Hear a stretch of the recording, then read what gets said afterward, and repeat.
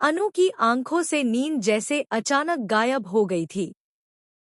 पूरे घर में हल्की हल्की हवा बह रही थी, लेकिन उसके दिल में एक अजीब सी घबराहट दौड़ रही थी।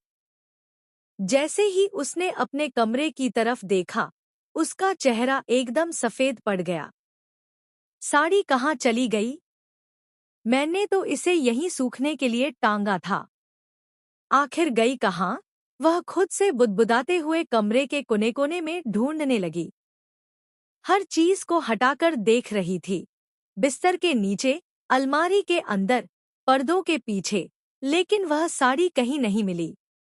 उसी साड़ी में अनु ने कितने दिनों की मेहनत, कितने सपने और कितनी भावनाएं डाली थी। वह कोई साधारण गिफ्ट नहीं था। वह आर्य की माँ के लिए उसकी तरफ से एक दिल से दिया हुआ पहला तोहफा था। सिमरन चिंतित होकर पूछती है, क्या हुआ अनु? तुम इतनी परेशान क्यों हो? अनु की आंखें नम थी। साड़ी मुझे नहीं मिल रही। मैं माँ को क्या गिफ्ट करूंगी? उसकी आवाज में टूटन साफ झलक रही थी। तभी जैसे किसी ने भीतर तक चीर देने वाला ताना मारा, तुम्हारी साड़ी के तो चिथड़े चिथड़े कर दूंगा मैं। यह आवाज रघु की थी, जिसने पहले भी उसे डराया धमकाया था। लेकिन अनु इस बार डरी नहीं, बल्कि और बेचैन हो गई। उसे यकीन होने लगा कि यह कोई साधारण गुमशुदगी नहीं है। उधर मीरा कमरे में खड़ी थी, होंठ पर एक टेढ़ी सी मुस्कान।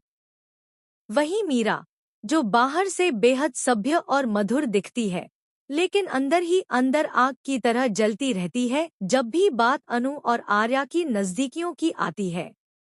आज उसने एक और चाल चली थी, एक ऐसी चाल जो अनु के मनोबल को तोड़ सके। उसने रघु को भेजकर वही साड़ी चुरा ली जो अनु ने अपने हाथों से पेंट करके बनाई थी। उस साड़ी में सिर्फ रंग और डिजाइन नहीं थे, बल्कि उसमें अनु का प्यार, श्रद्धा और सम्मान भी पिरोया हुआ था। मीरा की यह सारी योजना तब शुरू हुई जब झंडे ने आकर उसे बताया कि अनु पूरी पार्टी आर्य की मां के पसंद के हिसाब से तैयार कर रही है और साथ ही उन्हें पेंटिंग वाली साड़ी गिफ्ट करने वाली है। यह सुनते ही मीरा का चेहरा लाल हो गया था। वह सोचने लगी, अगर अनु ने यह खास साड़ी दे दी और माँ को पसंद भी आ गई, तो आर्य की नजरों में अनु की इज्जत और बढ़ जाएगी। ऐसा मैं कभी नहीं होने दूंगी। और उसी रात उसने रघु को भेजकर साड़ी गायब करवा दी। दूसरी तरफ अनु और सिमरन पूरी तरह टूट गए थे। पूरे घर की छानबीन हो चुकी